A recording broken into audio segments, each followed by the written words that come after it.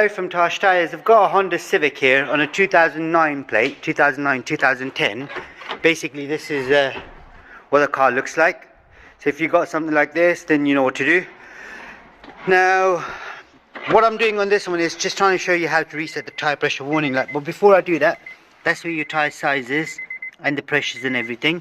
So do check your pressures first. That's what I've done on this one. Get in the car, switch the ignition on, start the car up,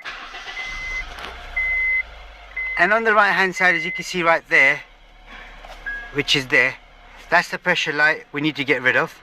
To do it, it's quite a simple procedure. Press the info button once and then press and hold the info button.